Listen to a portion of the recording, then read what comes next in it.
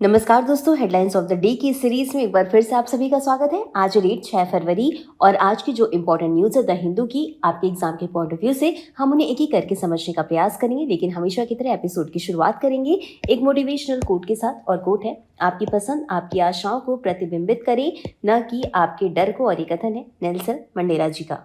और इसी के साथ हम आगे बढ़ेंगे और देखेंगे पिछले अभ्यास प्रश्न को। प्रश्न था, आर्टेमिस 2 मिशन में निम्नलिखित में से कौन सा संगठन अंतर्राष्ट्रीय भागीदार है? ऑप्शन है ए यूरोपीय अंतरिक्ष agency, B Japan aerospace exploration agency, C Canadian space agency, या डी भारतीय अंतरिक्ष अनुसंधान संगठन।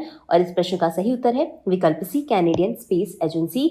और आप में से बहुत सारे लोगों ने इस प्रश्न का बिल्कुल सही जवाब दिया था। इसका एक्सप्लेनेशन को देखने के लिए आप हमारे पिछले एपिसोड में जा सकते हैं। और इसी के साथ हम आगे बढ़ेंगे और एपिसोड की शुरुआत करेंगे आज की पहली न्यूज़ के साथ। न्यूज़ है explosion in illegal Meghalaya's mine स्किल 18। ये जो पूरा टॉपिक है ये आपके जीएस पेपर 3 खनन, पर्यावरण और आंतरिक सुरक्षा से जुड़ा हुआ है। और अब हम इसका एक्सप्लेनेशन को देख लेते हैं। तो मेघालय की पूर्वी जयंतिया हिल्स जिले में एक अवैध कोयला खदान में विस्फोट हुआ, जिसके कारण 18 मजदूरों की मौत होगी। और यह हादसा इसलिए और गंभीर है क्योंकि राज्य में 2014 से कोयला खनन पर पूरी तरीके से प्रतिबंध लगा हुआ है। इसके बावजूद खनन गतिविधियां जारी थी। बीते दिनों थांगसो क्षेत्र के म्यंगसिंगट इलाके में एक अवैध खनन में भीषण विस्फोट हुआ। और ये जो पूरा विस्फोट है वो डायनामाइट के कारण हुआ था। विस्फोट इतना तेज था कि कई मजदूर अज्ञात गहराई में फंस गए। और ये जो पूरी दुर्घटना है वो जुलाई 2012 के बाद सबसे बड़ी त्रासदी मानी जा रही है। और 2012 में आपको बता दें कि दक्षिण गारो हिल्स जिले में एक पानी से भरी खदान में 15 मजदूरों की मौत हो गई थी। और इन्हीं खतरनाक घटनाओं को देखते हुए राष्ट्रीय हरित न्यायाधिकरण यानी एनजीटी ने 2014 में इस तरह के खनन पर पूरी तरीके से प्रतिबंध लगा दिया था। लेकिन अब सवाल यहाँ पर ये उठता है कि जब प्रतिबंध है तो खनन हो कैसे रहा है? तो दरअसल कार्यकर्ताओं का दावा है कि राजनेताओं और प्रभावशाली लोगों के संरक्षण में खदान मालिक अवैध रूप से खनन करवा रहे हैं। और इस प्रतिबंध को बाद में सुप्रीम कोर्ट ने भी बरकरार रखा, फिर भी जमीनी स्तर पर इसका पालन नहीं हो पाया। दोषियों के खिलाफ कड़ी कानूनी कार्रवाई की जाएगी। और सरकार ने प्रत्येक मृत मजदूर के परिवार को 3 लाख रुपए की अनुग्रह राशि देने की घोषणा की है। हालांकि पुलिस स्टेशन में भारतीय न्याय संहिता, खान और खनिज विकास और विनियमन अधिनियम और विस्फोटक पदार्थ अधिनियम के तहत एफआईआर दर्ज की गई है। राष्ट्रीय आपदा प्रतिक्रिया बल यानी एनडीआरएफ, राज्य आपदा प्रतिक्रिया बल यानी एसडीआरएफ और विशेष बचाव दल मौके पर पहुंच गए थे। अब ये समझते हैं कि ये खदानें इतनी खतरनाक क्यों हैं। तो दरअसल मेघालय में जिस पद्धति से खनन होता है उसे कहते हैं रैट होल माइनिंग। और इसमें 4 से 5 फीट ऊंची संकरी सुरंगें बनाई जाती हैं जिनमें कि मजदूर बैठकर काम करते हैं। ये तरीका बेहद असुरक्षित है, लेकिन 2000 रुपए तक की दिहाड़ी मजदूरी गरीब मजदूरों को इस जोखिम भरे काम की ओर धकेल देती है। प्रतिबंध से पहले और बाद में अब तक कम से कम 50 मजदूरों की मौत हो चुकी है। दिसंबर 2018 में भी इसी जिले में एक खदान में पानी भर जाने से 15 मजदूर फंस गए थे, जिनमें से महीनों के रेस्क्यू ऑपरेशन के बाद केवल 2 शव ही मिल पाए। अब इस समस्या से निपटने के लिए न्यायिक प्रयास भी हुए। मेघालय उच्च न्यायालय ने अवैध खनन और पर्यावरण क्षति की निगरानी के लिए न्यायमूर्ति बी कटाके की अध्यक्षता में एक समिति बनाई थी। लेकिन कार्यकर्ताओं का कहना है कि समिति की रिपोर्टों का जमीनी स्तर पर कोई खास असर नहीं पड़ा। और अंत में निष्कर्ष के तौर पर यह कहा जा सकता है कि मेघालय की ये दुर्घटना केवल एक हादसा नहीं बल्कि प्रशासनिक विफलता, कानून की कमजोर क्रियान्वयन और गरीबी के दुष्चक्र का परिणाम है। जब तक अवैध खनन पर सख्ती से रोक नहीं लगेगी और मजदूरों के लिए सुरक्षित वैकल्पिक रोजगार नहीं बनाए जाएंगे, ऐसी त्रासदियां दोहराती ही रहेंगी। और इतना समझने के बाद हम आगे बढ़ते हैं और देखते हैं अपनी अगली न्यूज को। न्यूज है, new START's expiry risk pushing the world to unchecked nuclear rivalry. और ये जो पूरा टॉपिक है ये इंटरनल सिक्योरिटी से संबंधित है और इसे अब समझ लेते हैं। तो 5 फरवरी को न्यू स्टार्ट संधि की आधिकारिक रूप से खत्म हो गई, जिसके साथ ही अमेरिका और रूस दुनिया की 2 सबसे बड़ी परमाणु शक्तियों के बीच परमाणु हथियारों को सीमित करने वाला आखिरी कानूनी समझौता भी समाप्त हो गया है। और इसका सबसे गंभीर परिणाम यह है कि 1972 के बाद पहली बार दुनिया में ऐसा कोई कानूनी बंधन नहीं बचा है जो इन देशों को तैनात किए जा सकने वाले परमाणु हथियारों की संख्या सीमित करने के लिए मजबूर करे। आपको बता दें कि न्यू स्टार्ट संधि जो है वो 2011 में लागू हुई थी, जब अमेरिका और रूस के रिश्तों में कुछ सुधार देखने को मिला था। और इस संधि के तहत दोनों देशों को अपनी तैनात रणनीतिक परमाणु हथियारों की संख्या 1550 तक सीमित रखनी थी। इसके अलावा पारदर्शिता बनाए रखने के लिए साल में 18 प्रत्यक्ष निरीक्षण, नियमित डेटा साझा करने की व्यवस्था और समस्याओं को सुलझाने के लिए एक द्विपक्षीय आयोग भी बनाया गया था। इसका मुख्य उद्देश्य ये था कि दोनों देश एक दूसरे की क्षमताओं को लेकर गलत अनुमान न लगाएं और परमाणु युद्ध का खतरा कम रहे।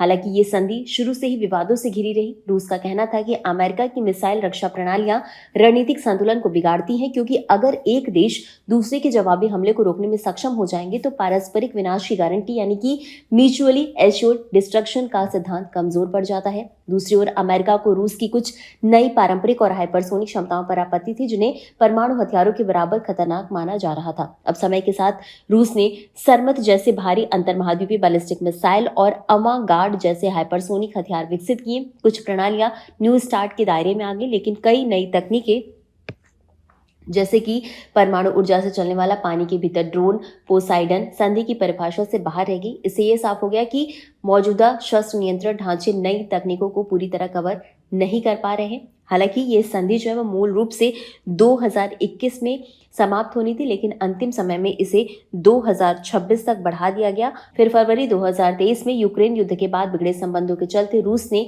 संधि में अपनी भागीदारी निलंबित कर दी। अमेरिका ने भी प्रतिक्रिया में ऐसा ही किया। अब स्थिति यह है कि न तो निरीक्षण हो रहे हैं, न डेटा साझा किया जा रहा और न ही कोई औपचारिक संवाद चैनल बचा है। आज परमाणु हथियारों की निगरानी केवल उपग्रह तस्वीरों और एक तरफा खुफिया तरीकों पर निर्भर है, जो न कि सिर्फ कम भरोसेमंद है बल्कि राजनीतिक रूप से आसानी से तोड़े मरोड़े भी जा सकते हैं। इससे गलतफहमी, अविश्वास और गलत आकलन का खतरा बहुत बढ़ जाता है। इसके साथ ही परमाणु और गैर परमाणु प्रणालियां जैसे साइबर हमले आपस में जुड़ गई हैं, जिससे बिना सीधे परमाणु हमला किए भी परमाणु कमांड और नियंत्रण को खतरे में डाला जा सकता है।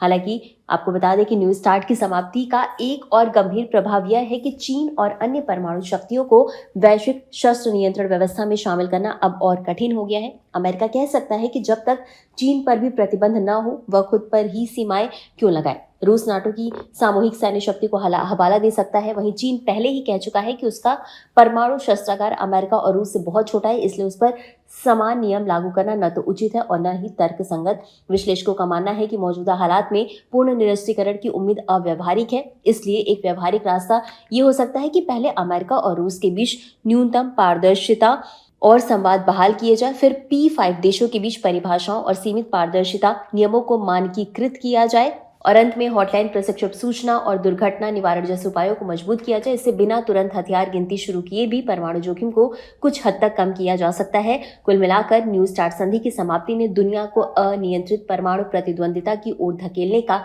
खतरा पैदा कर दिया है, जहां नियमों की जगह अविश्वास और प्रतिस्पर्धा ले सकती है, और यही वैश्विक शांति के लिए सबसे बड़ा खतरा माना जा रहा है।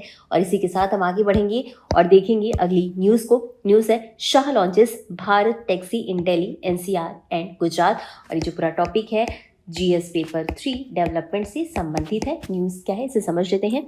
तो केंद्रीय गृह एवं सहकारिता मंत्री ने भारत टैक्सी नामक एक नए राइड हेलिंग प्लेटफॉर्म का शुभारंभ किया है। और ये प्लेटफॉर्म इसलिए खास है क्योंकि ये देश का पहला सहकारी समिति द्वारा संचालित टैक्सी ऐप है, जिसकी शुरुआत फिलहाल दिल्ली, NCR और गुजरात में की गई है। और सरकार का लक्ष्य है कि अगले 3 वर्षों में इसे पूरे भारत में फैलाया जाए। ये प्लेटफॉर्म अमूल सहित देश की 8 प्रमुख यानी शीर्ष सहकारी संगठनों द्वारा मिलकर इसे शुरू किया गया है। और भारत टैक्सी का मुख्य उद्देश्य है टैक्सी चालकों की आय बढ़ाना और उन्हें केवल कर्मचारी नहीं बल्कि स्वामी यानी मालिक बनाना है। यानी ड्राइवर इस प्लेटफॉर्म के हिस्सेदार होंगे, न कि सिर्फ कमीशन देने वाले।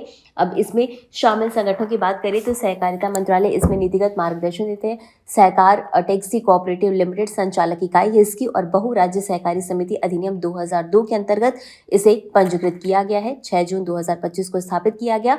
जब भारत टैक्सी का पायलट प्रोजेक्ट सफल रहा तो इसके प्रभाव से निजी राइड हेलिंग कंपनियों ने भी अपना कमीशन कम किया और ड्राइवरों को अतिरिक्त प्रोत्साहन देना शुरू किया। और इसे स्पष्ट होता है कि सहकारी मॉडल ने बाजार में स्वस्थ प्रतिस्पर्धा पैदा की है। कुल मिलाकर भारत टैक्सी पहल सहकारिता के माध्यम से रोजगार, ड्राइवरों के सशक्तिकरण और निजी कंपनियों के एकाधिकार को चुनौती देने की दिशा में एक महत्वपूर्ण कदम मानी जा रही है। और इतना समझने के बाद हम आगे बढ़ेंगे और देखेंगे अगली न्यूज को। न्यूज है Vizhinjam port sets new operational benchmark in Jan. तो न्यूज को समझ लेते हैं। तो जनवरी 2026 में केरल में स्थित है विंझम अंतर्राष्ट्रीय बंदरगाह। इसने अपने संचालन में नए मानक स्थापित किए हैं। ये बंदरगाह केरल सरकार और Adani ports and special economic zone limited के बीच सार्वजनिक निजी भागीदारी PPP मॉडल के तहत विकसित और संचालित किया जा रहा है। बहुत ही कम समय में इस बंदरगाह ने भारत के सबसे तेजी से उभरते कंटेनर ट्रांसशिपमेंट हब के रूप में स्थापित कर लिया है खुद को। जनवरी महीने में विंझम बंदरगाह ने अब तक का सबसे अधिक मासिक कंटेनर थ्रूपुट दर्ज किया है और इस दौरान यहां पर 1,23,092 TEU यानी 20 फुट इक्विवेलेंट यूनिट्स कंटेनरों का संचालन किया गया। TEU कंटेनर यातायात को मापने की अंतर्राष्ट्रीय इकाई होती है, इसलिए यह आंकड़ा बंदरगाह की बढ़ती क्षमता और महत्व को दर्शाता है। इसी महीने बंदरगाह ने 62 जहाजों का संचालन किया, जो इसके वाणिज्यिक संचालन शुरू होने के बाद किसी एक महीने में सबसे अधिक है। इसके साथ ही बंदरगाह ने 30.12 कंटेनर लिफ्ट प्रति घंटे की सकल क्रेन दर यानी GCR हासिल की, जो अब तक की सबसे ऊंची दर है। इसका सीधा सा अर्थ है कि बंदरगाह पर जहाजों से कंटेनर उतारने चढ़ाने का काम अब पहले से कहीं अधिक तेज और कुशल हो गया है।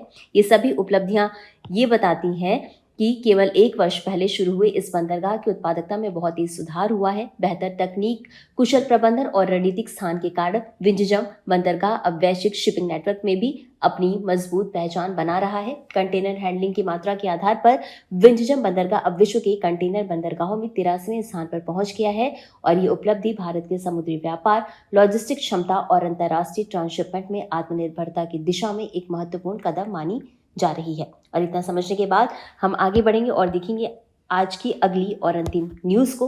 न्यूज है army remains 246 roads building and facilities to shed colonial legacy. और इस न्यूज को समझ लेते हैं। तो भारतीय सेना ने हाल ही में एक महत्वपूर्ण कदम उठाते हुए देश भर में स्थित अपनी 246 सड़कों, इमारतों और अन्य सैन्य सुविधाओं के नाम बदल दिए हैं। इस पहल का उद्देश्य क्या है? तो इसका सीधा सा उद्देश्य है औपनिवेशिक यानी ब्रिटिशकालीन नामों और प्रतीकों को हटाना और उनकी जगह भारत की अपनी सैन्य विरासत, वीरता और बलिदान की परंपरा को सामने लाना। ये कदम केवल नाम बदलने तक सीमित नहीं है, बल्कि यह भारत की स्वतंत्र पहचान और आत्मसम्मान को मजबूत करने से जुड़ा है। सेना के अनुसार नए नामकरण में विशेष रूप से वीरता पुरस्कार विजेताओं, युद्ध नायकों और महान सैन्य नेताओं को सम्मान दिया गया है। इससे सैनिकों को रोजमर्रा के जीवन में उन आदर्शों की याद बनी रहती है जिन पर भारतीय सेना आधारित है, जैसे कि साहस, त्याग, कर्तव्य और नेतृत्व। अधिकारियों का यह भी कहना है कि ये प्रयास सेना को भारत की राष्ट्रीय चेतना और सांस्कृतिक मूल्यों से और अधिक जोड़ता है। इस नाम परिवर्तन की प्रक्रिया में सेना के बुनियादी ढांचे का एक बहुत बड़ा हिस्सा शामिल है। इसमें 124 सड़कें, 77 आवासीय कॉलोनियां, 27 इमारतें और सैन्य सुविधाएं और 18 पार्क, प्रशिक्षण क्षेत्र, खेल मैदान, गेट और हेलीपैड शामिल हैं। और यानी ये बदलाव केवल प्रतीकात्मक नहीं है, बल्कि व्यापक और संरचनात्मक है। ये पहल उन राष्ट्रीय प्रयासों के अनुरूप है जिनका उद्देश्य वीरता और सर्वोच्च बलिदान को सम्मान देना है, जैसे परमवीर चक्र विजेताओं और अन्य युद्ध नायकों को सार्वजनिक स्मृति का हिस्सा बनाना। इससे यह सुनिश्चित होता है कि देश के नायकों की विरासत केवल किताबों तक सीमित न रहे, बल्कि सेना के दैनिक कार्य संस्कृति में भी दिखाई दे। कई छावनियों में ब्रिटिश काल के नामों को हटा करके भारतीय सैन्य इतिहास से जुड़े नाम रखे गए हैं, जिसमें कि एक उदाहरण के तौर पर कुछ नामों को देख लेते हैं। दिल्ली छावनी में किर्बी प्लेस का नाम बदल करके केनू गुरेसे विहार रखा गया है और मॉल रोड का नाम बदलकर अरुण खेतपाल मार्ग इसका नाम कर दिया गया। इसी तरह अंबाला छावनी की बात करें तो अंबाला छावनी में पैटरसन रोड क्वार्टर्स का नाम बदलकर धन सिंह थापा एनक्लेव कर दिया गया है। मथुरा छावनी की बात करें तो न्यू हॉर्न लाइन का नाम बदलकर अब्दुल हामिद लाइन्स कर दिया गया और मऊ छावनी की बात करें तो मैल्कम लाइन्स का नाम बदलकर पीरू सिंह लाइन्स कर दिया गया है। कुल मिलाकर ये कदम भारतीय सेना के औपनिवेशिक मानसिकता से पूर्ण रूप से बाहर आने, अपने नायकों को सम्मान देने और भावी पीढ़ी के सैनिकों में राष्ट्रीय गौरव और प्रेरणा देने की दिशा में एक महत्वपूर्ण प्रयास है। तो ये था आज का हमारा पूरा डिस्कशन। अब इसी के साथ आगे बढ़ेंगे और एक अभ्यास प्रश्न को भी देख लेते हैं। तो प्रश्न है, न्यू स्टार्ट संधि पहली बार किस वर्ष प्रभावी हुई थी? ऑप्शन है ए 1972, बी 1991, सी 2011 या डी 2021। और इस प्रश्न का उत्तर आपको हमेशा की तरह कमेंट बॉक्स में देना है। इस प्रोग्राम की PDF को आप हमारे next IAS Hindi Telegram channel से डाउनलोड कर सकते हैं। तो आज के लिए बस इतना ही। मिलते हैं अगले एपिसोड में इसी तरह कुछ अहम और ज़रूरी खबरों के साथ। तब तक के लिए धन्यवाद।